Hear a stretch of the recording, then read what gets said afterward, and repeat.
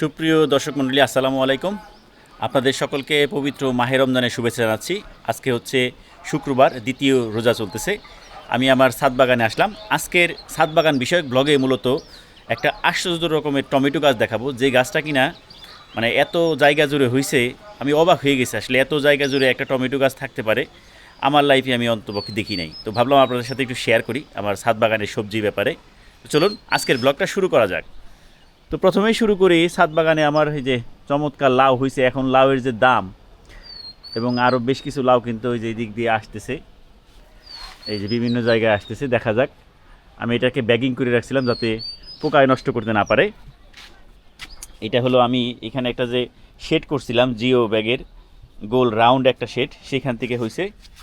এবং জাস্ট একটা জিনিস আপনাদেরকে দেখাই, যে এই যে গাছের গোড়া দেখেন টমেটো গাছের, ওইখান থেকে এই যে কালো টমেটো, এবং এই টমেটোটা খেতে এত টেস্ট, আসলে কি বলবো। এই যেটা পেকে যাবে আর দু একদিনের মধ্যে।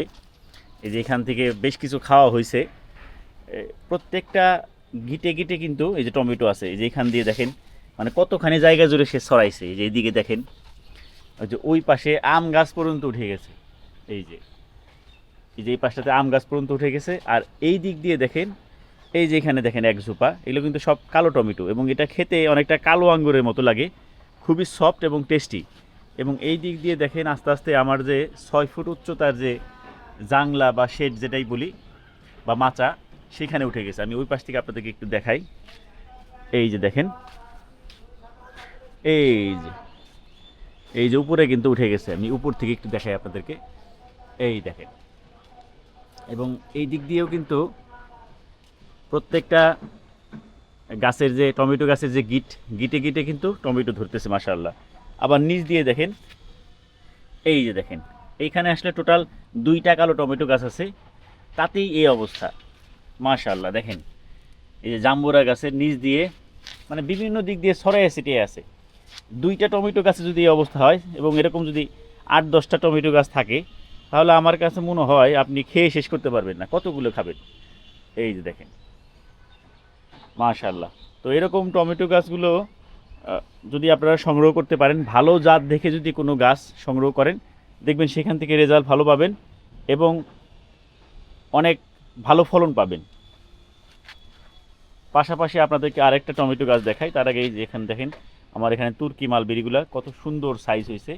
প্রতিদিনই 3-4টা করে পাকতেছে আর খাওয়া হইতেছে। তো অল্প কিছু এখন আছে, গাছ বোঝাইছিল।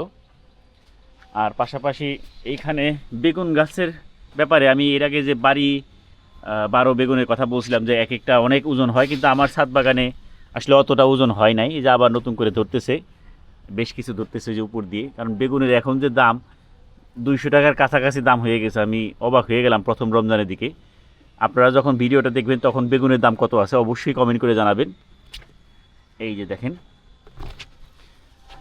তো পাশাপাশি হচ্ছে এইখানে আরও একটা টমেটো গাছ আছে, যেটা হচ্ছে চেরি টমেটো। আমার ছাদ বাগানে এই বছরই প্রথম রোপণ করছিলাম, এবং এইটাতে যে রেজাল্ট, মানে এত টমেটো ধরে, এই যে ছোটো ছোটো টমেটো দেখেন, এবং প্রতিদিনই 2-4টা করে পাকতেছে। আমার মেয়েরা এসে খেয়ে ফেলে আর কি, এই জন্য আমি আপনাদেরকে একদম পাকা দেখাইতে পারতেছি না। পাকলে খুব চমৎকার একটা কালার আসে।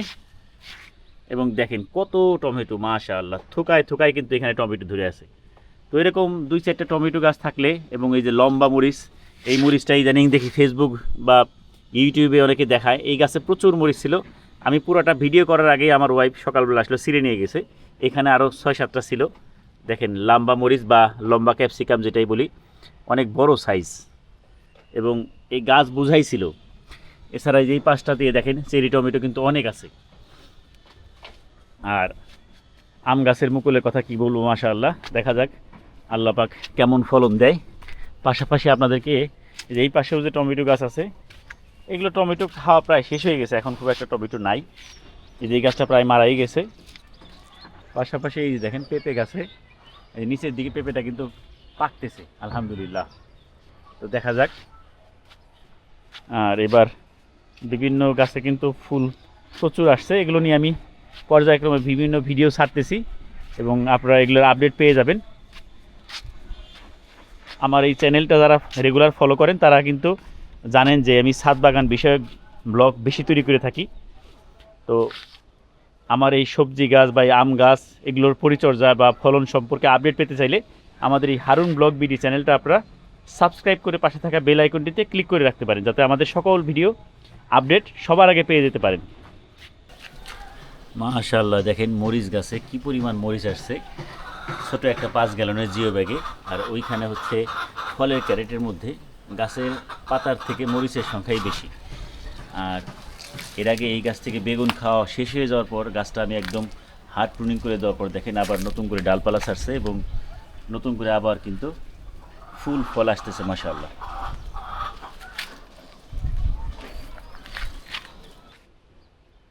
তো সকলকে রমজান মাসের শুভেচ্ছা জানিয়ে আজকের ব্লগটা এখানেই শেষ করতেছি।